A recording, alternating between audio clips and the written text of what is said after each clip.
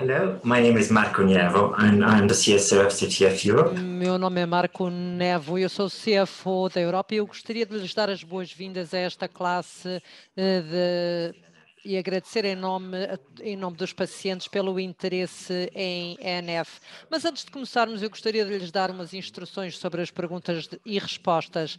Vão poder fazer perguntas no chatbox durante a classe mestre.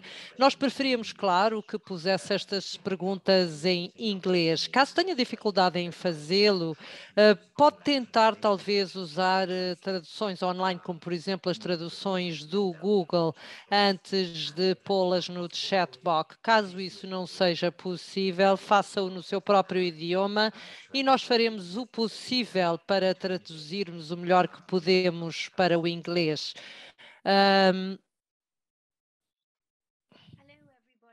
Olá a todos e boas-vindas. Eu sou Rosalie Ferner, de Inglaterra, e eu gostaria de dizer muito brevemente que eu lamento, mas o meu colega e amigo Victor Mona não vai poder estar conosco, dado problemas graves de saúde contínuos. Ele deseja o melhor para a nossa reunião.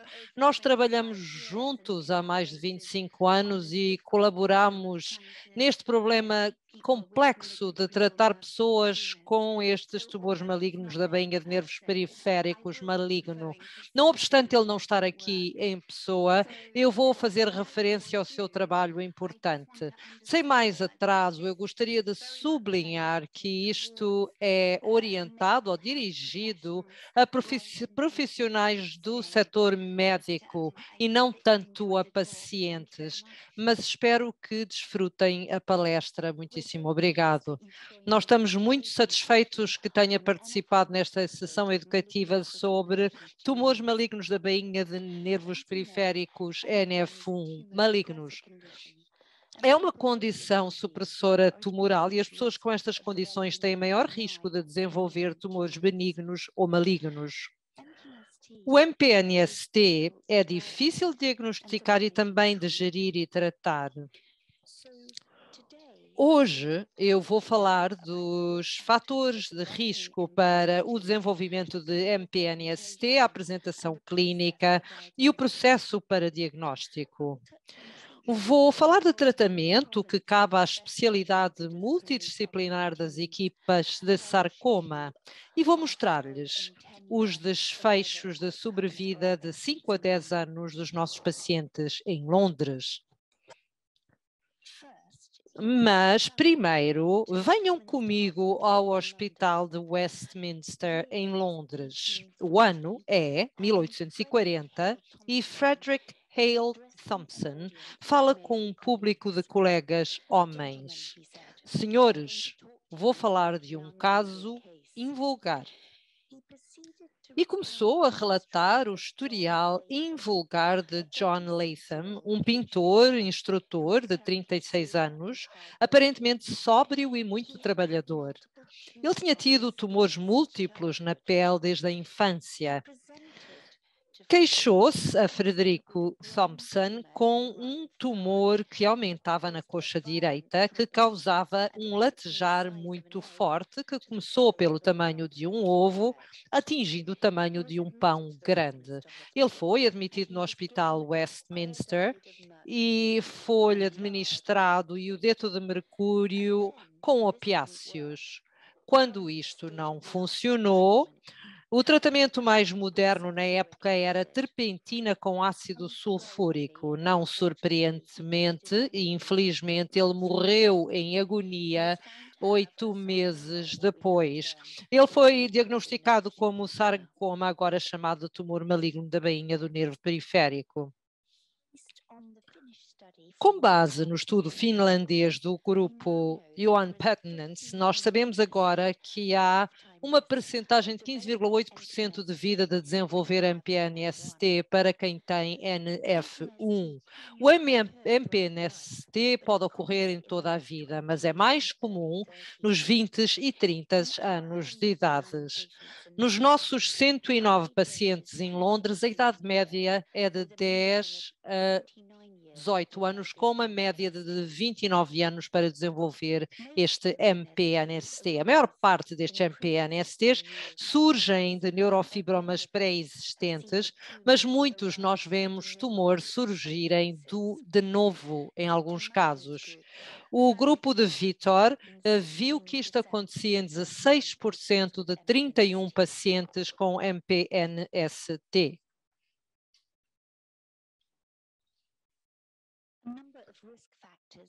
Têm sido relatados diversos fatores de risco associados ao aumento de risco de desenvolver MPNST. Como é que estes fatores de risco ajudam em termos práticos? Eles não determinam a frequência de vigilância requerida, nem o provável local ou momento de surgimento de um PNST. Em termos simples, os fatores de risco elevam a suspeita do diagnóstico de MPNST em indivíduos com sintomas relevantes. Vamos então considerar os fatores de risco. Pessoas tratadas com radioterapia para malignidades têm o risco de desenvolver MPNST, que pode ocorrer décadas depois do tumor primário. Há uma associação com o histórico familiar de MPNST. 8,5% dos nossos 109 pacientes tinham histórico familiar de MPNST e 12% tinham tido MPNST anteriormente.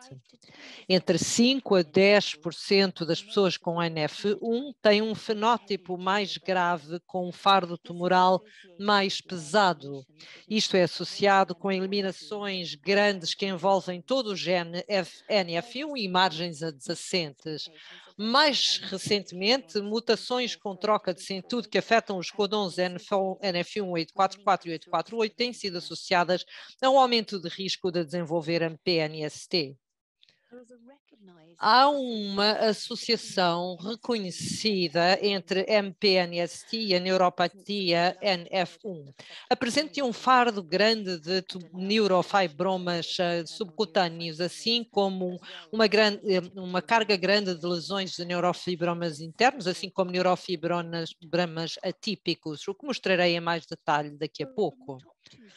Nas imagens superiores, nós vemos uma mulher que foi tratada com radioterapia por um glioma do nervo óptico quando era criança, ainda nova. A radioterapia é hoje contraindicada para este tumor. Cerca de 15 anos mais tarde, ela desenvolveu um MPNST parafaríngeo de baixo grau, que foi tratado com sucesso com uma excisão cirúrgica, ou seja, remoção total do tumor. Na imagem abaixo, vemos um MPNST do nervo femoral de alto grau que, infelizmente, metastizou para os pulmões num homem de 50 anos. Ele tinha sido tratado anteriormente com quimio e radioterapia por um linfoma não Hodgkins. Infelizmente, a sua filha também desenvolveu subsequentemente um MPNST de alto grau no pescoço. Já vimos inúmeros pacientes com neuropatias relacionadas com a NF1, ou seja, associadas com MPNST. O grupo francês teve uma experiência semelhante. Como veem neste paciente, há nervos periféricos de maior espessura, pés cavos ou pés com aumento da curvatura, associados com uma neuropatia leve e geralmente não progressiva, sensomotora, dependente de comprimento, ou seja, mais prevalente nos membros inferiores. Estes pacientes têm um fardo de doença interno e externo mais elevado. Num estudo de ressonância magnética de todo o corpo, Victor Mona mostrou que em pacientes com idade inferior a 30 anos, todos os 6 pacientes com MPNST tinham neurofibromas internos, mas só 3 dos 11 dos controlos que tinham menos de 30 anos tinham neurofibromas internos. Ademais, o número médio e o volume médio dos neurofibromas plexiformes era superior no grupo de MPNST do que nos controlos em pacientes com idade inferior a 30 anos. Este estudo resultou na proposta de levar a cabo o rastreamento de ressonância magnética de todo o corpo por volta dos 16 anos de idade para examinar o fardo de tumores internos em pessoas com NF1. Há uma ressalva para pessoas que não têm tumores internos, porque, como disse antes, um pequeno número de MPNST surge de novo e não em neurofibromas pré-existentes. Em relação à ressonância magnética de corpo inteiro, mais estudos são necessários para determinar os protocolos ótimos e a frequência da imagiologia para que possa ser padronizado em todas as instituições. Então, para destacar os diversos tipos de neurofibromas em NF1, não há evidências de que os neurofibromas cutâneos sofram mudanças malignas.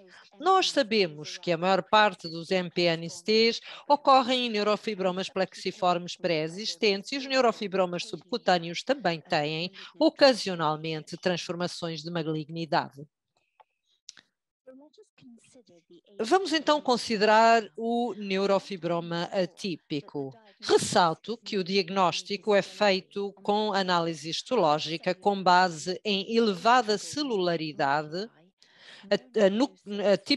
atipia nuclear sem necrose e menos de 5 mitoses por campo de alta energia. Dada a sobreposição com MPNST de baixo graus, foi determinado que o termo neofibroma atípico de potencial biológico incerto deve ser usado. O grupo de Eric Leges mostrou que, tal como o MPNST, estes neurofibromas atípicos mostram perda de número de cópia de reguladores do ciclo celular, ou seja, ciclinas, quinases dependentes de ciclinas 2A e 2B. Clinicamente, os neurofibromas atípicos são difíceis de distinguir de neurofibromas sintomáticos ou MPNST. Então, com o grupo de Eric Leijes e o grupo de Brigitte Riedman, nós avaliamos 63 pacientes com 76 neurofibromas atípicos com idade média de 27 anos. Dos 76, 45 eram dolorosos, 19 tinham déficit motor e 45 eram visíveis ou palpáveis. Digno de nota, 13 ou 17% não tinham sinais clínicos. Neurofibromas atípicos aparecem como lesões nodulares distintas na ressonância magnética e a maior parte, mas não todos, estavam quentes na tomografia PET-FDG18. Tanto quanto sabemos, os neurofibromas atípicos que foram totalmente ressecados não se repetiram. No entanto, 4 de 76 transformaram-se em algum momento em MPNST e 17 dos 76 foram associados com MPNST localizado noutra parte do corpo. Aqui temos um paciente com NF1 segmental e uma doença de pele não relacionada. Ele tinha um crescimento gradual de neurofibroma do plexo braquial e a biópsia mostrou que se tratava de um neurofibroma atípico em análise histológica. Subsequentemente, cerca de 2 anos depois, apresentou-se com um quadro breve de dor intensa e crescimento rápido do neurofibroma. E quando o examinámos, ele tinha tido hemorragias que resultaram num MPNST de alto grau necrótico. Sem descurar do paciente, entre os fatores de risco de MPNST e protocolos de diagnóstico, o passo mais importante ao fazer um diagnóstico de MPNST é a avaliação clínica do paciente. A avaliação urgente deve ser feita de um neurofibroma plexiforme que causa um ou mais destes sintomas: textura rígida, crescimento rápido, comprometimento funcional novo ou não explicável ou dores persistentes ou noturnas. Devo mencionar também que 15% dos nossos 109 pacientes não tiveram dor associada com o MPNST. Então, a dor nem sempre é algo a considerar como indicador. A educação do paciente é chave ao fazer um diagnóstico e nós damos aos nossos pacientes um cartão, no formato de cartão de crédito, com uma lista de sintomas relevantes. Eles podem contactar as nossas enfermeiras especializadas que procedem à sua triagem pelo telefone caso desenvolvam sintomas. E nós achamos que usar frutas e vegetais é útil para ajudar os nossos pacientes a determinar se houve mudanças de tamanho. Por exemplo, era uma ervilha, era o tamanho de uma laranja. Isto é basicamente na tradição de Recklinghausen, que usava penas de pombos para pensar em formas e tamanhos de nervos. Infelizmente, nem sempre é fácil fazer um diagnóstico de MPNST dentro de um contexto de NF1, neurofibromatose 1. Pode ser muito difícil diagnosticar mudanças em malignidade em pacientes com neurofibromas múltiplos que causam sintomas. Os sintomas de MPNST podem sobrepor-se a sintomas causados por neurofibromas benignos ou condições médicas coexistentes. Por exemplo, um paciente pode sofrer dores nas costas devido a MPNST paraespinhal ou cifoscoliose. Hemorragia num neurofibroma causa uma massa dolorosa grande que pode ser devida a mudanças vasculares no neurofibroma, displasia vascular subjacente ou hemorragia para uma lesão maligna, como mostrei há pouco. Dor de um MPNST pode ser incorretamente confundida como um problema banal. Se alguém tem um MPNST grande e heterogéneo, a biópsia cega pode não ver o local da lesão. Aqui, para ilustrar o ponto, vemos dois neurofibromas plexiformes firmes e grandes, sintomáticos. Mas o do topo era um neurofibroma plexiforme benigno que foi ressecado e o abaixo era um MPNST de alto grau que metastizou subsequentemente. Esta paciente apresentou-se com um neurofibroma plexiforme grande e doloroso no membro superior, mas devido a uma displasia arterial subjacente e não devido à malignidade. Este paciente NF1 tinha uma massa a crescer e dolorosa no cotovelo direito. Infelizmente, foi tratado como cotovelo de tenista ou epicondilite com infecções de esteroides e o paciente não nos foi encaminhado por 18 meses, o que atrasou o diagnóstico de MPNST maligno de alto grau. Pensamos então nos sintomas clínicos que poderiam causar a suspeita de MPNST. O exame pode revelar uma massa rígida e dolorosa, mas nem todas as lesões são palpáveis ou visíveis. O exame pode mostrar um déficit neurológico, dificuldade respiratória, de engolir ou distúrbios da esfíncter que podem dar indícios do local de um tumor interno. Como eu mencionei, a ressonância magnética do corpo inteiro pode desempenhar um papel na vigilância, mas uma vez que um paciente é sintomático, uma RM regional é a modalidade de escolha para mostrar o local e dimensão do tumor. E muitas unidades, incluindo a nossa, usam análise volumétrica para avaliar o crescimento. No entanto, a ressonância magnética não diagnostica confiavelmente malignidade. O nosso centro de neurofibromatose foi o primeiro a usar a tomografia PET-CT-FDG18 para ajudar no diagnóstico de MPNST-NF1. Subsequentemente, nós usamos a tomografia PET-CT-FDG8 e, mais recentemente, muitas instituições estão a usar PET-MRI, ou seja, ressonância magnética PET, que tem menos radiação. O PET é uma técnica dinâmica de imagiologia que é qualitativa e semi-quantitativa e usa um valor de absorção padrão SUV, que é uma reflexão da absorção regional metabólica de glucose. No entanto, eu escrevi e mostrei uma torre de Babel, porque um dos problemas é que as instituições têm scanners, software, protocolos de imagiologia, valores de corte de SUV para malignidade diferentes e é muito difícil comparar os resultados entre todas as instituições. Esta linda jovem rapariga foi a nossa pioneira. Ela apresentou-se em 1997 com uma mão dolorosa e fraca devido a uma lesão plexobraquial, e este é o primeiro PET-CT com FDG que foi feito, que mostrou um MPNST de alto grau no plexo braquial esquerdo. Esta paciente jovem apresentou-se com uma massa rígida no pescoço grande, dificuldade em engolir e dores fortes. O PET-CT com FDG 18 mostrou a parte mais quente da lesão, como veem, em vermelho, e áreas de grau mais baixo ao seu redor. Isto pode demonstrar como o PET pode ser útil em guiar uma biópsia direcionada para a parte mais quente de uma lesão. A gestão de um MPNST NF1 continua a ser uma tarefa difícil e complexa.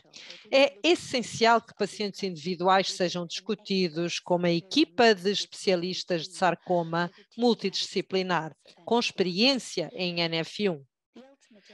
A finalidade principal é a excisão total do MPNST com margens livres de tumor, e isso pode significar, em alguns casos, amputação. Infelizmente, a excisão total com margens sem tumor nem sempre é possível.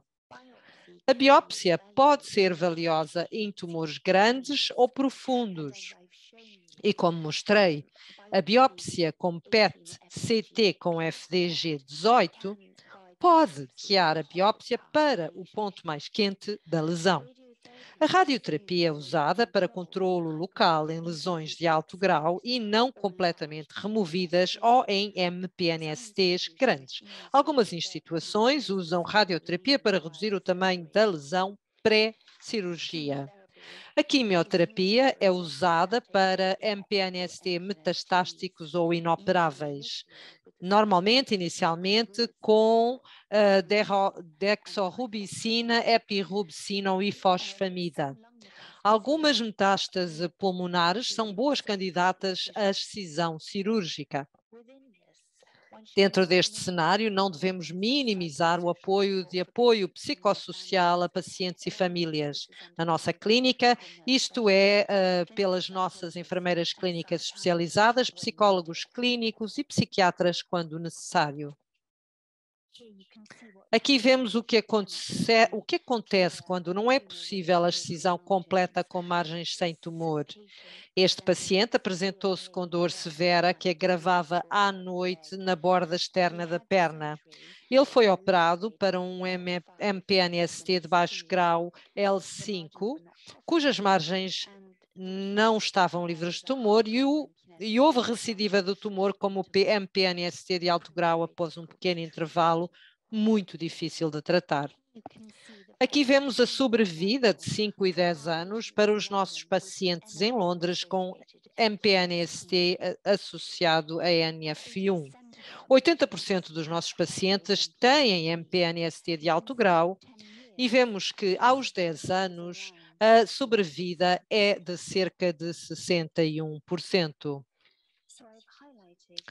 Eu sublinhei que os MPNSTs NF-S1 são difíceis de diagnosticar e tratar e podem pressagiar um prognóstico precário.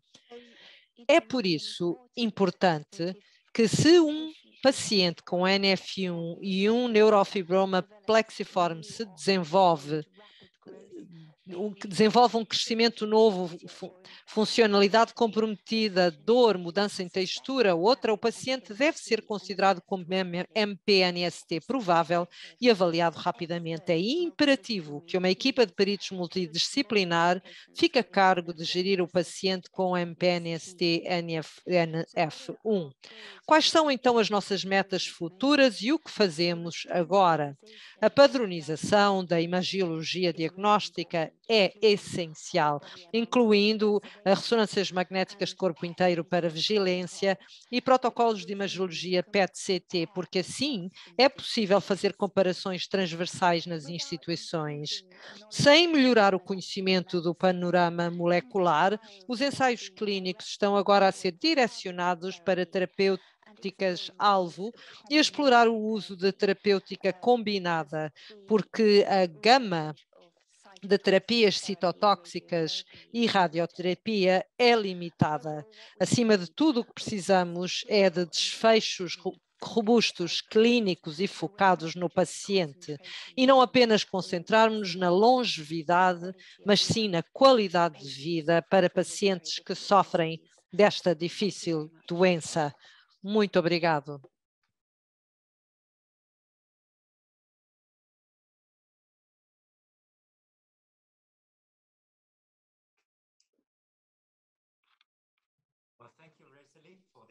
Muito obrigada, Rosalie, por esta fantástica aula, mestre. Eu sou Marco Nievo, estou de novo aqui, estou disposto a responder a quaisquer perguntas. Temos a primeira pergunta de Robert Istenick. Pode comentar sobre as necessidades de atrasar a imagiologia PET? Muitas unidades com quem eu falo fazem apenas imagiologia com duração de 1 hora. Muito obrigado, Paul. É muito bom ouvi-lo remotamente, infelizmente. Eu penso que isto é uma pergunta importante. E por isso eu coloquei uma torre de Babel. Os nossos estudos iniciais mostram que nós temos a melhor separação entre benigno e maligno em 4 horas. E isto foi com um PET FDG. Mas nós acabamos de reavaliar os nossos valores de corte e, na verdade, nós pensamos que não houve muito melhoramento com os protocolos e scanners atuais em 4 horas, ao contrário de 1 hora. Então, eu penso que a diferença é aquilo que eu disse, diferentes protocolos, scanners diferentes, PET-CTs e ressonâncias magnéticas. Então, o que pensamos inicialmente não é aquilo que está a acontecer necessariamente. Claro que nós estamos ainda a fazer 4 horas, mas eu penso que 1 hora é razoável. Mas um dos problemas é que é muito difícil olhar para todas as instituições e seus equipamentos e ver se termos resultados equivalentes. Por isso é que necessitamos da padronização. Mas o senhor ou a senhora lhe fizeram uma pergunta muito importante. Outra pergunta.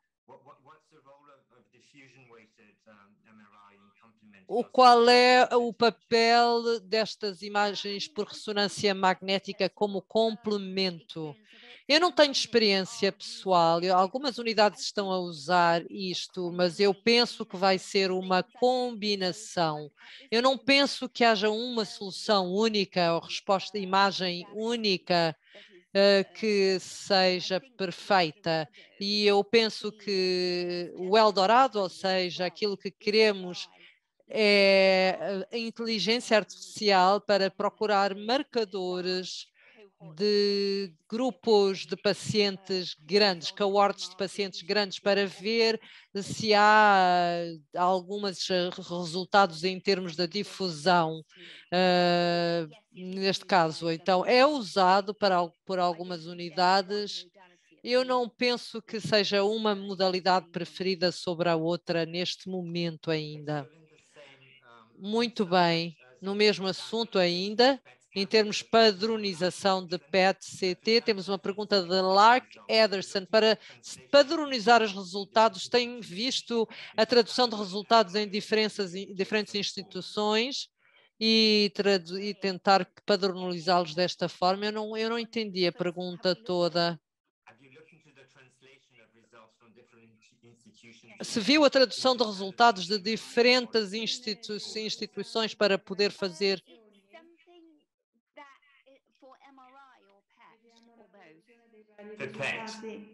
Benissimo. Perdão, mas está a ser ouvida a interpretação em italiano também. O que está a ser sugerido, e é provavelmente o caminho do futuro, O que mudou é que algumas pessoas estão usando o PET-CT e que estes valores de SEUV não foram ainda definidos para a ressonância magnética PET, mas muitas pessoas estão a usar isto dado haver menos radiação. Mas eu penso que é muito importante no futuro que haja uma tentativa de padronizar o que fazemos, porque se torna muito difícil gerir transversalmente nas instituições. Nós ainda não concordamos quanto à temporização ou se devemos fazer qualitativo, usando como padrão a adoção do fígado, ou se deve ser semi-quantitativo. Há então muito trabalho a fazer e se alguém quer lançar adiante este estudo, eu penso que é uma ótima sugestão.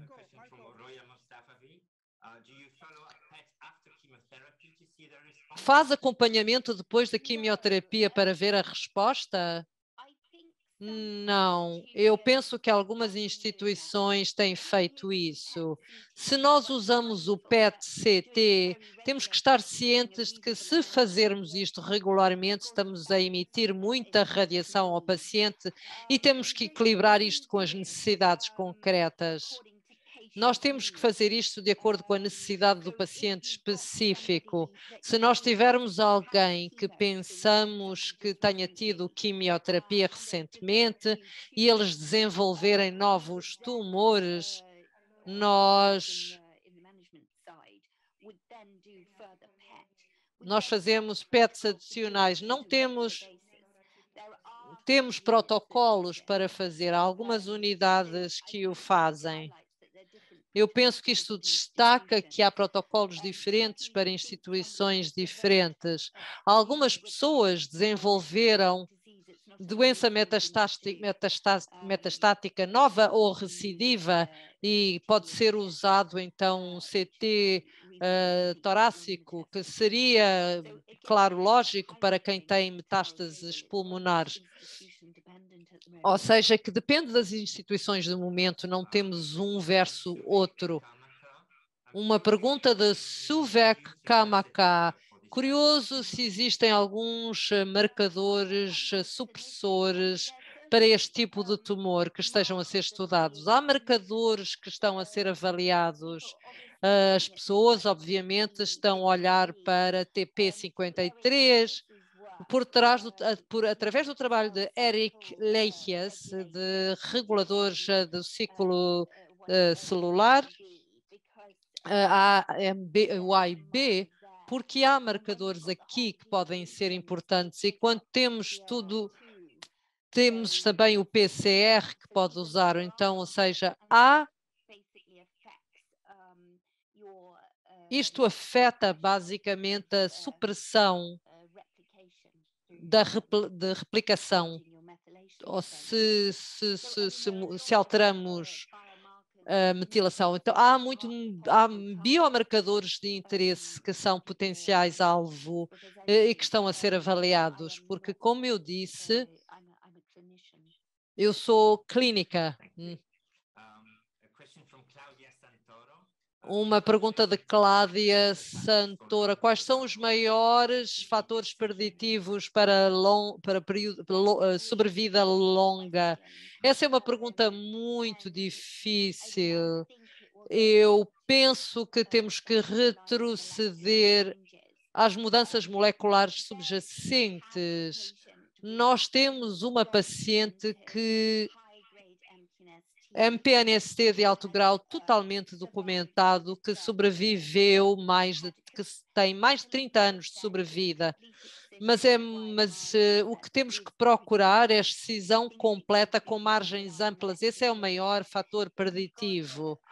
Se houver mutações do P53, a ideia é que alguns destes pacientes falecerão mais rapidamente. E quando nós olhamos para o nosso cohorte, que a cerca de 100 pacientes, é que há um grupo de tumores de alto grau em que a pessoa morre dentro de 2 anos. Mas que quando olhamos para a sobrevida de 10 anos, temos uma sobrevida de 60%. Então há várias pessoas que sobrevivem mais longo.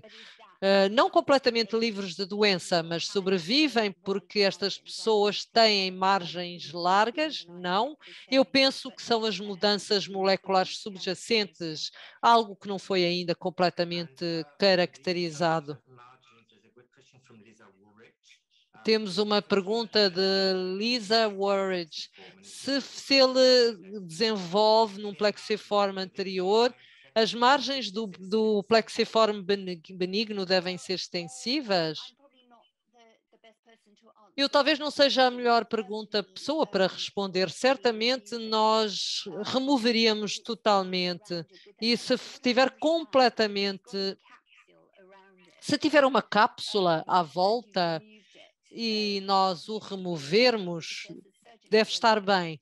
Mas se alguém me quiser corrigir, aqui fica à vontade. Se não houver uma cápsula intacta, sem margens largas, isto destaca basicamente o que eu disse. Eu sou uma neurologista e a minha perícia é em diagnóstico, mas faço parte de uma equipa grande multidisciplinar e gostaria de enfatizar que não podemos trabalhar sozinhos, que temos que trabalhar com oncologistas, cirurgiões, psicólogos, radiologistas e cada pessoa desempenha o seu papel. Então estas perguntas deveriam ser respondidas por os meus especialistas. Eu não estou a tentar evitar a pergunta, mas estou a dizer que cada pessoa desempenha o seu papel mais corretamente.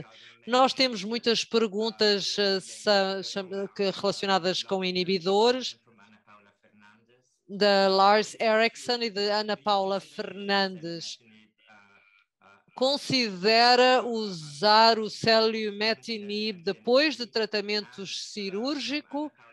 E da Ana Paula Fernandes, ela gostaria de saber se considera este selumetinib num paciente que tem 2 MPNSTs anteriores tratados, que estão agora livres de doença, mas que provêm de neurofibromas anteriores. A resposta genérica é não.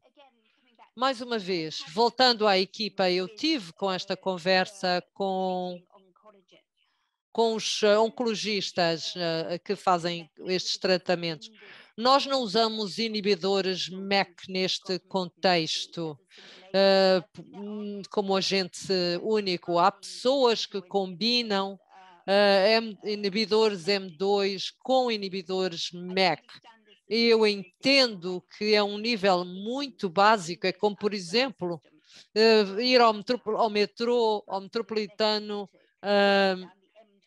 de Londres, por exemplo, podemos bloquear uma linha, mas temos as outras linhas todas que continuam a funcionar, ou seja, se nós usamos selumetinib em pessoas que tiveram tumores anteriores, não, porque nós usamos selumetinib judicialmente, cuidadosamente, com tumores sintomáticos.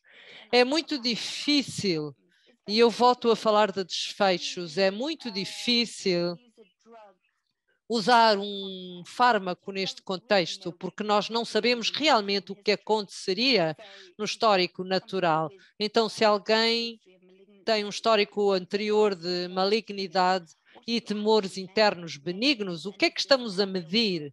Será que é um adulto, uma criança? Estamos a medir o impasse? Ou o que é que nós estamos realmente a medir? Em pessoas sem sintomas é muito difícil. Então, as respostas são não e não. Ainda, em termos de tratamento, uma pergunta de Lorena Baroni, se tem pergunta com serónimos nestes tumores. A simples resposta é não. Mas nós tivemos um paciente com NF1, que ao mesmo tempo desenvolveu insuficiência renal de uma nefropatia não relacionada e um MPNST. Então nós estávamos um pouco sem saber o que fazer em termos de tratamento e depois de muito debate nós tratámos o MPNST que foi removido e com radioterapia, depois teve um transplante renal e depois foi administrado com sirolâmico com base no intravenosamente por causa do tratamento do transplante do rim. Então, a resposta é que as nossas unidades não usam.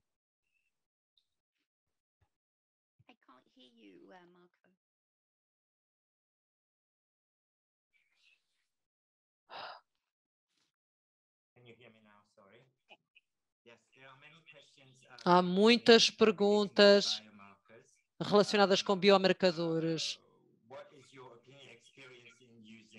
Qual é a sua opinião, experiência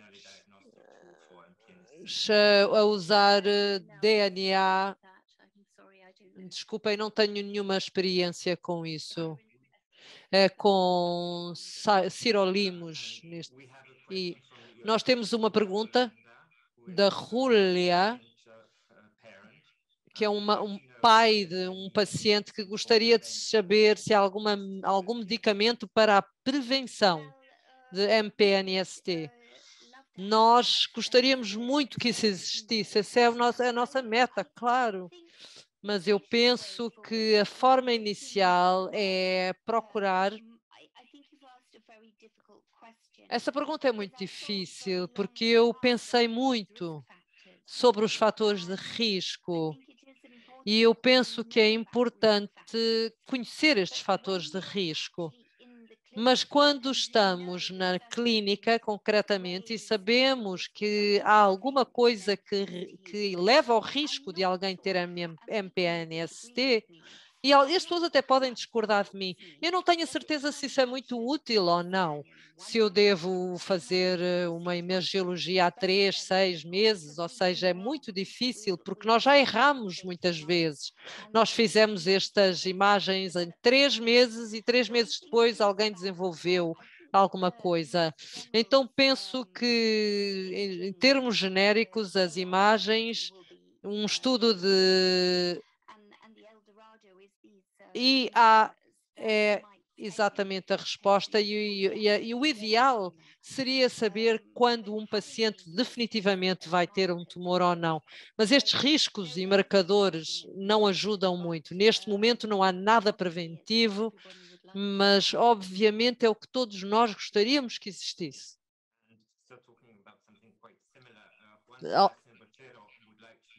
Sebastian gostaria de saber se há algum conhecimento nas causas possíveis, como, por exemplo, as trocas de sentidos do 844 e 848, que podem causar fenótipos severos, graves. Eu não sei porquê, não estou a ver a associação.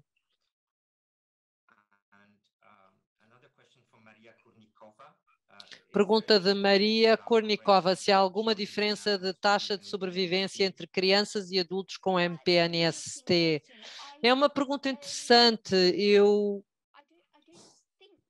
Eu não penso que haja evidência disso, mas nós temos uma unidade que avalia crianças e adultos e nós estamos numa unidade de NF como neurologista. Nós temos uma ligação com unidades de sarcomas, ou seja, nós não somos seletivos apenas em termos de sarcoma. Então, muito poucas pessoas com idade inferior a 14 anos com MPNST relacionados com NF1. Infelizmente, as poucas crianças que nós vimos tiveram prognósticos precários, mas eu não lido diretamente com crianças, eu lido com adultos e crianças. Eu penso que é difícil porque se formos para uma unidade cancerígena exclusivamente que selecionam cancro especificamente, Eu não tenho dados suficientes porque temos poucas crianças. Eu não penso que exista uma diferença, mas aquelas que nós tivemos tiveram desfechos piores. Temos uma pergunta muito longa de Frederica Chiara, que gostaria de saber, basicamente, se pensa que a combinação de ressonância magnética e PET poderá ser mais relevante, porque ela pensa que precisamos de olhar para indicadores de metabolismo baseado na experiência oncológica de tumores de alto grau.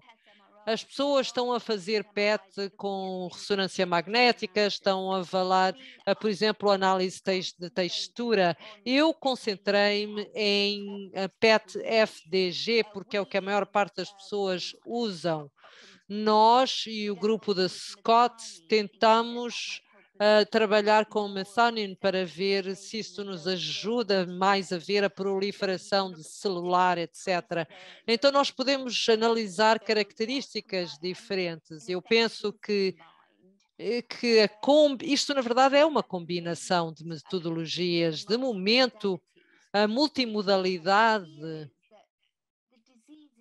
nós pensamos que a doença é clinicamente muito diversa.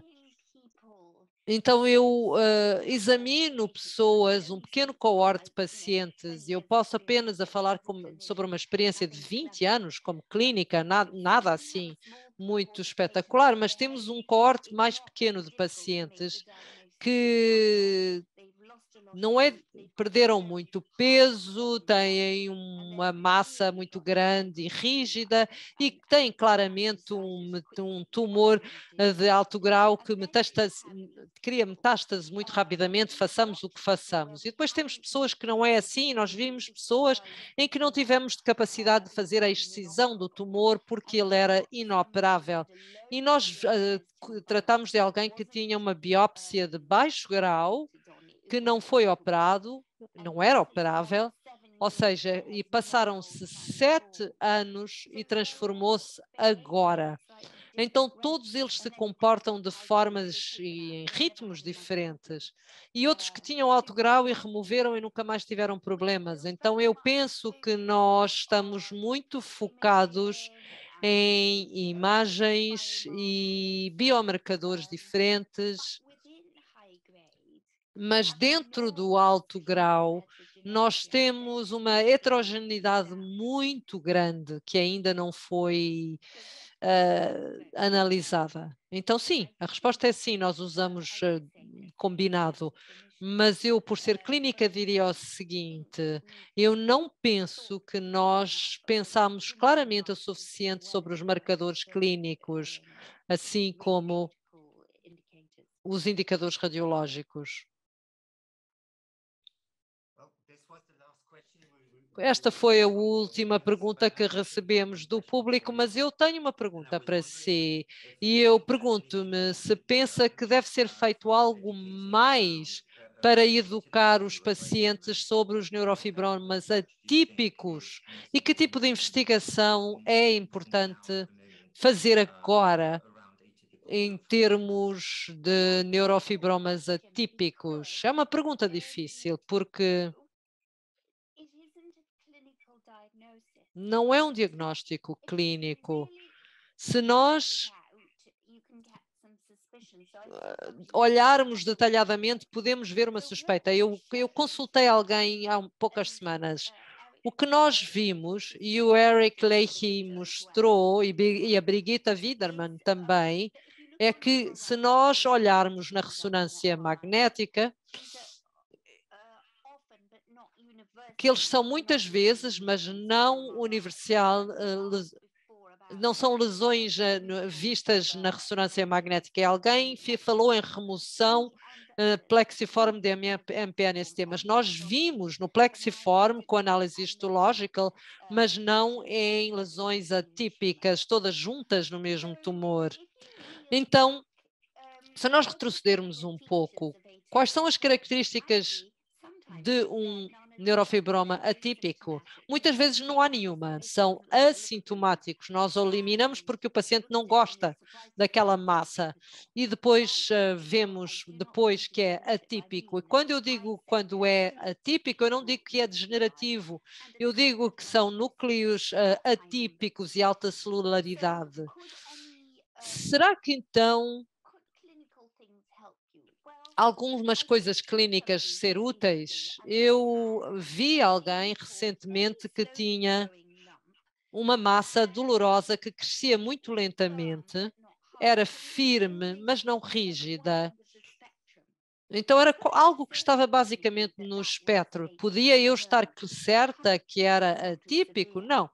Mas foi uma suposição. Se fizermos um PET scan, muitos deles são quentes. Quente, no meu caso, eu digo a 4 horas em imagiologia postergada. Então nós temos que analisar este SUV médio a 4 horas para malignidade baixo grau e alto grau atípicas e eles podem ver diferenças entre estas. Por um lado temos benigno, atípico e depois temos o baixo grau mais alto ainda e alto grau mais alto ainda. Então, o PET pode ajudar? Não, infelizmente, porque há uma média e há variação da média. Então, o que nós podemos fazer é com análise histológica. É claro que em todas as unidades que eu conheço, para remover estes tumores, mesmo se não tiverem margens grandes, se forem margens, se eles forem removidos completamente, nós não temos visto recidivas. Então, eu vi um no plexo braquial ou na pelvis que são inoperáveis, que temos que sentar as pessoas e olharmos e observarmos. Alguns transformam-se, mas não todos. Então, eu penso que é uma pergunta muito difícil porque, embora o trabalho de Eric tenha demonstrado que aqueles que ele avaliou a nível molecular tenham tido as mesmas mudanças reguladas por células, é claro que uma pequena proporção se pode transformar. Então, penso que temos que ver se podemos ter mais ajuda da imagiologia. Eu sei que o grupo da Brigitte Friedemann, que analisou as ressonâncias magnéticas nodulares, e eu vou ter que remeter de novo àquela resposta nebulosa de pensar em características clínicas e fazer uma eliminação de partes. Antes de... Eu gostaria de fazer duas perguntas. Eu gostaria de dizer, há um participante que levantou a mão. Nós não podemos fazer perguntas ao vivo, então peço que ponha a sua pergunta no chat. Uma pergunta de Hans. Se um índice de SUV crescente seria preocupante? Sim, poderia. Isso é uma pergunta muito importante. Se eu estou a falar da minha unidade, se eu tiver um paciente com uma lesão sintomática, e isto eu estou falando especificamente da unidade de Londres, se eu tiver um SUV de 4 horas com menos de 6, eu vou pensar que é benigno. Se é mais de 8, eu vou ter uma suspeita de malignidade, e se for entre 6 e 8, é a sobreposição, o valor de sobreposição que eu vejo falso negativos. Isto é Londres. Se eu fizer um PET de 4 horas e o SUV for em torno de 8, e eu não tinha certeza e eu repetir e o SUV era 10, é preocupante porque significa que houve um aumento. Então é uma pergunta importante. A mudança em SUV é muito útil. É perfeita? Não. Eu estou a ser nihilista porque eu vi tantos problemas com tudo que nós usamos. Eu penso que é uma combinação de ressonância magnética PET e taxas difusas e, acima de tudo, competência clínica e educação de pacientes. Eu penso que a última pergunta da Xenia Dobrea: se tem diretrizes de imagiologia para determinar se, quem, quando beneficiaria mais do tratamento? Eu não estou certa se eu entendo a pergunta. Se eu tiver um paciente sintomático, eu farei uma ressonância magnética regional para ver a dimensão e extensão do tumor. E depois, nem sempre, mas quase sempre, um PET-CT com FDG para ver a adoção. E eu mostrei na imagem uma lesão heterogénea, e o PET é muito útil se estamos a querer trabalhar na parte mais quente da lesão, mas em última análise é a biópsia. O PET é apenas um guia. A difusão de ressonância magnética são todos guias, são tudo orientações, mas a chave de ouro é histologia. Então, não podemos ditar o que está a acontecer. Então, a biópsia e a histologia são os padrões de ouro, basicamente. Uma pergunta de Annette Bacher, que é fascinante ouvir que poucos atípicos se tornam malignos. Alguém fez uma análise molecular naqueles que não se transformam em malignos? Muito interessante a sua pergunta, porque